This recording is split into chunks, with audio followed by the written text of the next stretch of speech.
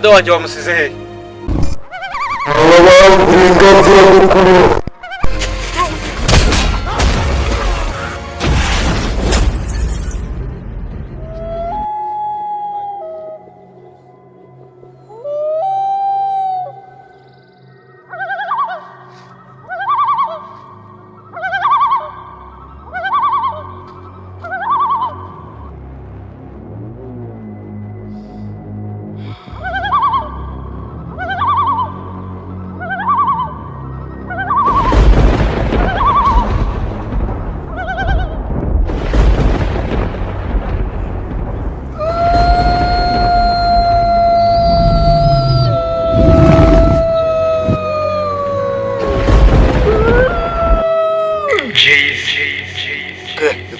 hari umuntu wabuziriye muri iryo shyamba. Ninde waburiye muri shyamba? Umuhungu wa Satani.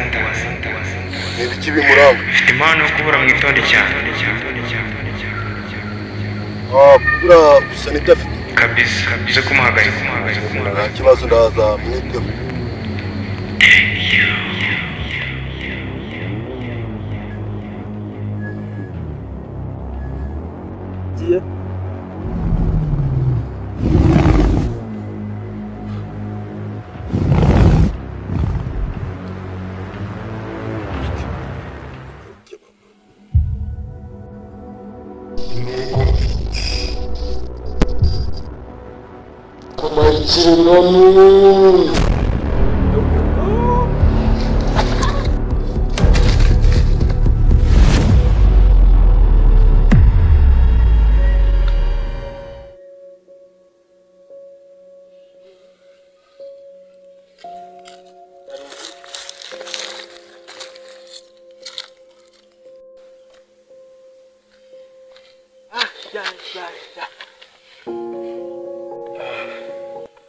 Ese brother, urabona hano ariho heza ho gutemberera.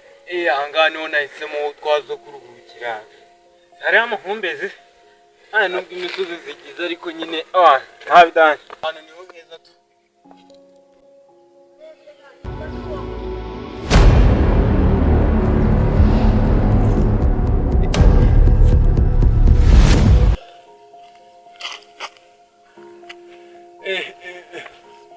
Jero banana nani?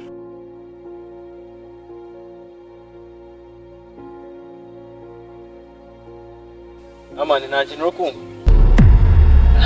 Darama beshe bro. Kwari kukubesha ariko nyine aha hantu ni heza.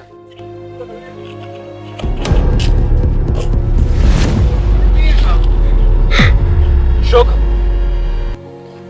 Ase bro wagiye ureka imikino mani.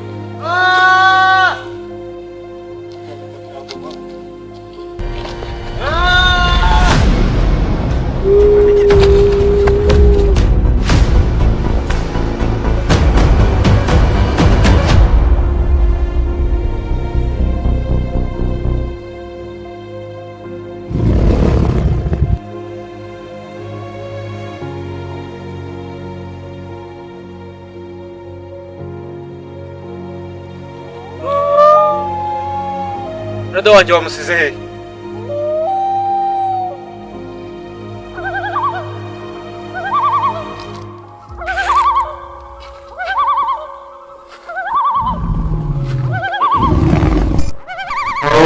uburenganzira bw'ukuri.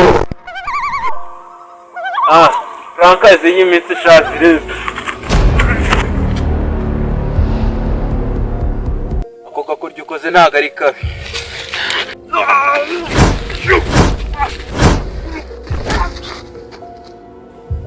Rwanira amafaranga ntago asike abarwanisha. Njye rwanira icyubahiro.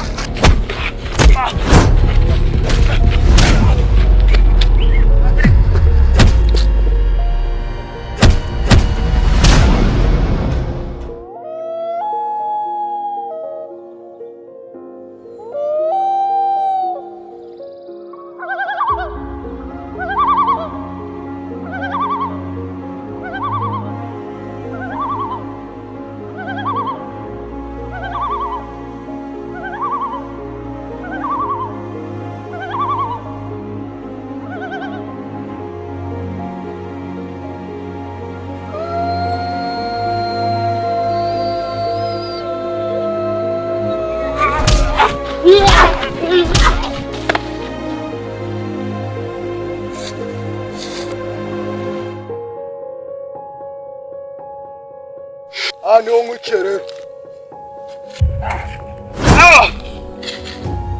Yewa.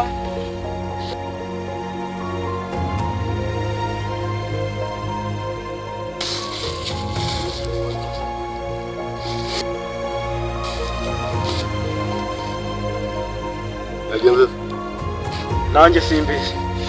makuru mfite nuko muri iri shamba harimo ikintu cy'igutara abantu. Uze?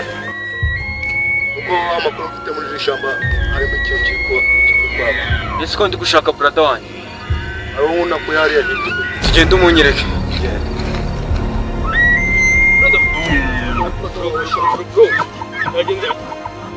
Yagenze bite? Ese ni wowe? Nafashe kiranjyana njyana ko mu Rwanda guhungabanya abaturage bitewe ariko ngiye kugufasha gushaka kino kiremwa cyo guhungabanya abantu. Umwana roho no guhita tuyirya ari nta sitani. Brother, wowe kuma aho ngaho ndaje turaje tukishitana. Ariko bangu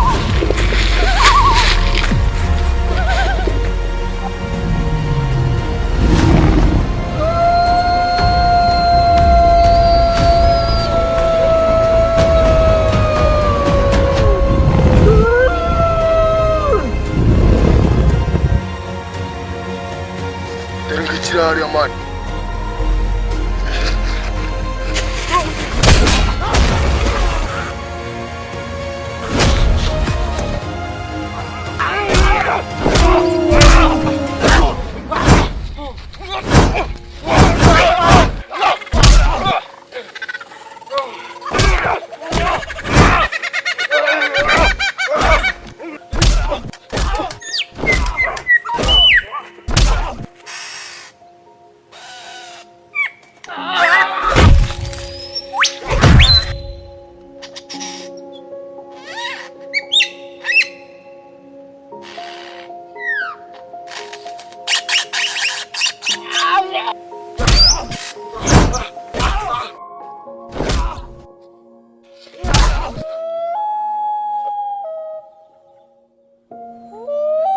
Ntabwo ndi James bro.